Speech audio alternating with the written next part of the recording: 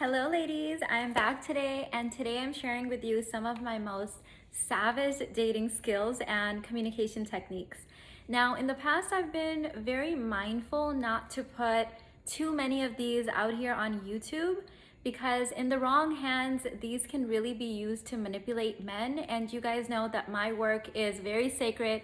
I'm all about divine union and having a collective consciousness up level in relationships all over the planet. So that is not my intention at all. That's why typically I will share my best tips inside my programs, because when women are already doing their inner work, then they tend to use these tips more consciously with their men, with husbands or fiance and things like that. But I will try to share just a little bit and give you guys a good idea of some of the things that you can start doing.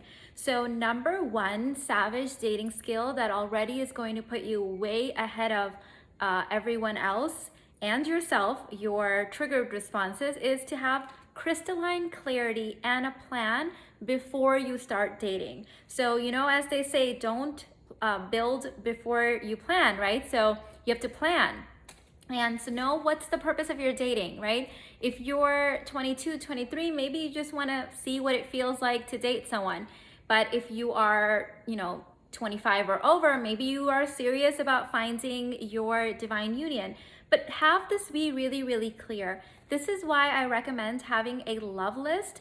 A love list isn't just a laundry list of things that you would like to have in a guy, as far as like 6'2" and all of these things. Yeah, those are nice cherries on the top, but really it's a list of your core values. And these are going to be your compass and your guiding light, your North Star, when you are out in the dating world and you're triggered or you're feeling some kind of way in a certain man. This is something really useful to have because you can always go back to it and reference it. In fact, I recommend that all of my married women have a love list as well. My love list saved my marriage. In my most triggered moments, when I was like, screw this, I'm over this, I would go back and look at my love list and say, well, he has all of these qualities, so something else is going on here, misunderstandings, things like that. So it is a lifesaver. And I have a whole training on love list that I will list in the description box. It's free here on YouTube. The second part of your love list needs to be the reciprocal, meaning what do you need to embody right now to attract that thing? Because the truth is, you can have all kinds of things on your list, but if you are not the reciprocal, then you are not prepared to receive those things, and either they won't come to you, or even if they do, you won't know that they're here, or third, which is the worst, you will sabotage them when they do come. So make sure that you've got a crystalline plan for yourself. Number two, when you're dating, gauge gender role expectations and belief systems.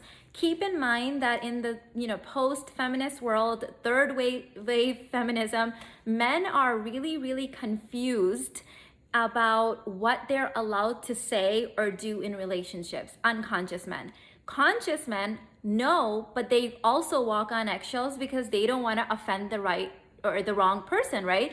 Like I've had so many conversations with my husband, with my 17-year-old, with so many friends and family members where they say they literally walk on eggshells at work because one wrong move and some woman can get offended and report you for things that you would just normally say, right? So you have an advantage here because you actually want a provider and a protector.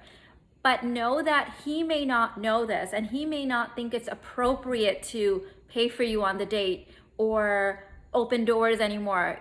There's a lot of confusion. So I always teach my one-on-one clients how to do this in a very graceful manner and gauge what it is that what is his true beliefs. Keep in mind also that depending on the age group that you're dating in, some men have really masked their true feelings about gender roles. They have trained themselves to say the right things because that's what their mom said, that's what their grandmother said, that's what their teachers said. And so if something ever comes up that doesn't quite sit right, give it a chance. Don't be so quick to judge it, because what we've seen in my practice is oftentimes if you phrase certain questions a certain way, then give him time. A day, 2 days, that next day later, he may come back and say, you know, actually, this is how I truly feel. But he needs to make sure that he is in a safe space. So these days, you know, men really do walk on eggshells. You really need to understand this. You know, predators seem to know all the right things to say. It's the good, healthy men that unfortunately are walking on eggshells, and therefore we are not often really able to see how they really, really feel.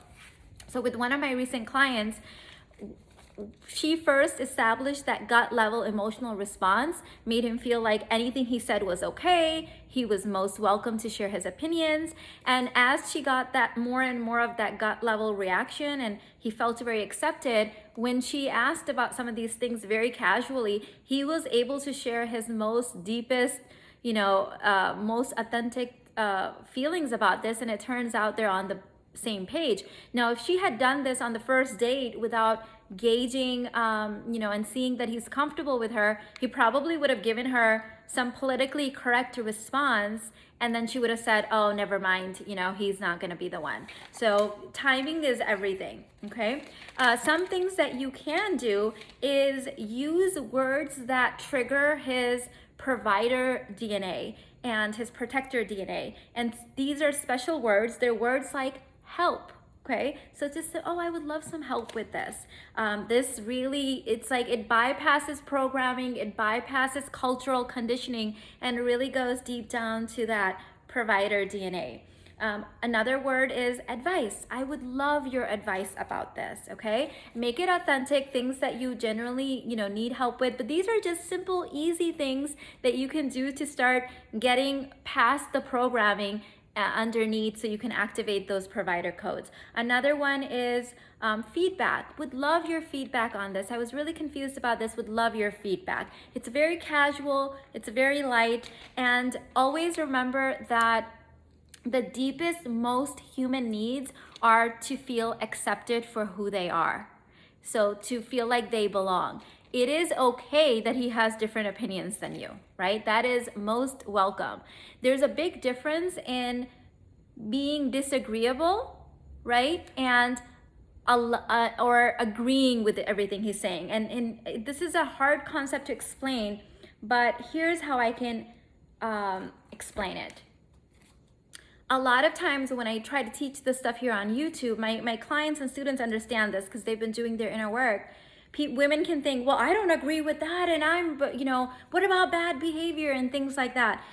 You can always agree with what someone feels or where they're at. This doesn't mean you are going to marry that person. This doesn't mean that you would do the same thing or choose the same thing. It simply means that you accept where they are. You believe in their free will, and you accept that they feel this way. And so if you show up on dates being agreeable, then you're not having mind-to-mind discussions. You're having more heart-to-heart discussions, and that's what a man is really looking for. That's what you're looking for too. This is why we feel so internally unmet as human beings these days. It's because everyone's distracted, everyone's very polarized in their belief systems, and it's hard to really connect with someone soul to soul. So one way you can do this is be agreeable. So I have a whole video on this called Always Agree, Never Disagree. And it gets women, some women, you know, really triggered. Their program really gets activated by this. But the way that I see this is everyone has the right to their own opinion. I agree with everyone. I agree that where they are is true for them. And I also agree with my own desires. I also agree that I get to have whatever I desire. I also believe that I'm worthy of my desires and they will happen one way or another. So if a man shows up on a date and, you know, he doesn't agree with you rotational dating or whatever it is, right? What is your response? Okay. That is it. Okay. Now, some women think okay means now they have to go off with him. Nope. It just means I'm here, you're there, and I agree that that is true for you. That is it. I don't have to marry him. I don't have to do anything. Like, okay, I see why you would feel that way. Thank you for sharing. Oh, that's a different way of looking at it. Tell me more. That's it. So be more agreeable. One of the things, this has been studied, one of the things that men fear most is disagreements with women and women that are disagreeable, right? So because there are going to be the women that are going to be complaining and nagging and you know, demeaning and belittling them later. So be agreeable. Agree with whatever he says, that is true for him. If he says, well, I need someone to be my girlfriend for 2 years before I marry her, say, okay, sounds good. I desire not to be a man's girlfriend. I'm looking for marriage. Now you're very agreeable. You agree that he has a right to want whatever he wants, and you have a right to your desires. You would be surprised how many times my students and clients come back to me and say, oh my God, I agreed with what he was saying. He called me back the next week and agreed to what I was saying. Because they need time to process that, and they feel very accepted. And they're like, I'm not gonna let this woman go who's like so accepting and I don't have to walk on eggshells around her. She actually listens and accepts my point of view. Oh my God, women like that exist, right? So be agreeable. This does not mean that you are co-signing anything with him. It just means that, okay, you understand that he is a sovereign human being that has opinions other than yours. So these are some of my savage communication skills in dating. I've got a whole program on this, Intoxicate Play Shop. It's actually a play shop in which you learn the energy of wife that you can start carrying when you're dating, which will really activate his provider and protector gene. Doesn't matter what culture he's from, doesn't matter what language he speaks, doesn't matter if he was raised by three-wave feminist or whatever. It doesn't matter, because we're going DNA level. We are activating his protector and provider gene, which bypasses the cultural conditioning. Okay, this is deep stuff. That's why I don't talk a lot about culture and race on here, because it doesn't matter when you're talking about someone's genes. Okay, we're really going deep here. This is millions of years. Culture is only about 5,000 years old. Science is only about 500 years old. So we're really going genetic level. We're getting 2.5 million years and more. And so this will really help you. It's linked in the description box. It's called the Intoxicate Play Shop. And I'll see you in the next one. I hope you enjoyed this. Bye.